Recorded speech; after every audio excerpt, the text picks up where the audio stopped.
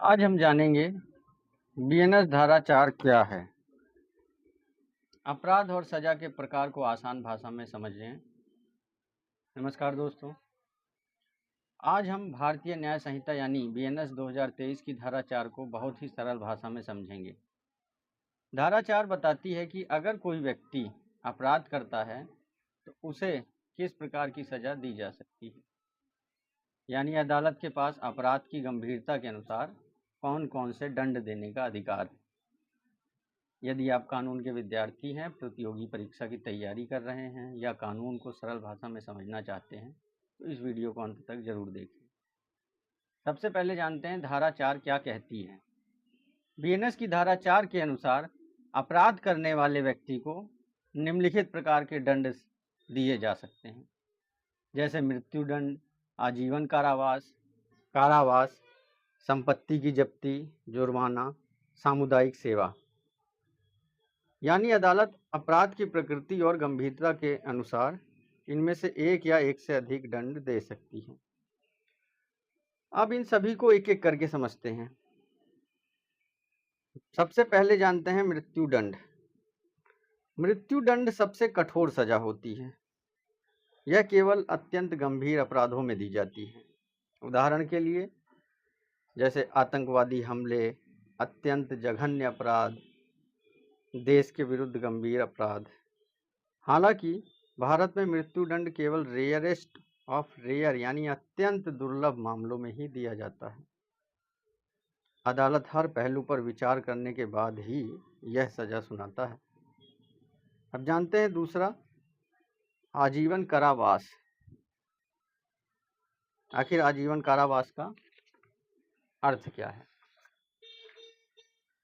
दोषी व्यक्ति को उसके पूरे जीवन के लिए जेल भेजा जा सकता है।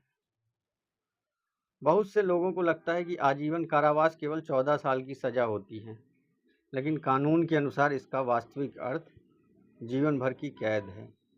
हालांकि कुछ मामले में सरकार अपने अधिकारों का प्रयोग करके राहत दे सकती है। अब तीसरा टॉपिक जानते हैं, कारावास। कारावास का मतलब जेल की सजा। यह दो प्रकार की होती है। सबसे पहले कठोर कारावास और दूसरा जो है साधारण कारावास। कठोर कारावास में कैदी को जेल में श्रम या काम करना पड़ सकता है। वहीं साधारण कारावास में केवल जेल में रहना होता है, कठोर श्रम आवश्यक नहीं होता। उदाहरण के लिए यदि किसी व्यक्ति ने कम गंभीर अपराध किया है तो अदालत उसे कुछ महीनों या वर्षों की कारावास की सजा दे सकती है। अब जानते हैं संपत्ति की जब्ती। कुछ विशेष अपराधों में अदालत अपराधी की संपत्ति जब्त करने का आदेश दे सकती है। इसका उद्देश्य यह सुनिश्चित करना है कि अपराध करके कमाई गई संपत्ति का लाभ अपराधी को ना मिले। आइए इसको उदाहरण के माध्यम से समझते हैं।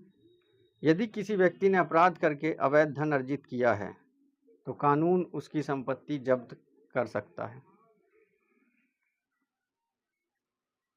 अब जानते हैं जुर्माना। जुर्माना क्या होता है? तो अगर हम आसान भाषा में समझें तो जुर्माना एक आर्थिक दंड है। अदालत दोषी व्यक्ति को एक निश्चित राशि जमा करने का आदेश देती है। यदि व्यक्ति जुर्माना नहीं भरता है तो कुछ मामलों में उसे अतिरिक्त जेल की सजा भी हो सकती है। और जुर्माने का मुख्य उद्देश्य जो होता है अपराधी को आर्थिक रूप से जिम्मेदार बनाना। अब छठा पॉइंट जानते हैं, सामुदायिक सेवा। बीएनएस 2023 में एक महत्वपूर्ण नया प्रावधान जोड़ा गया है, सामुदायिक सेवा।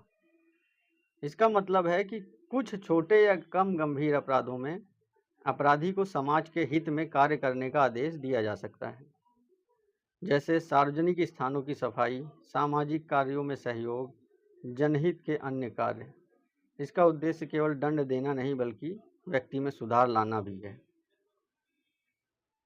अब अंत में जानते हैं धारा 4 का महत्व। धारा 4 इसलिए महत्वपूर्ण है क्योंकि यह बताती है कि किस अपराध के लिए अदालत कौन कौन से दंड दे सकती है। यह धारा पूरे बीएनएस में दंड व्यवस्था की आधारशिला मानी जा सकती है।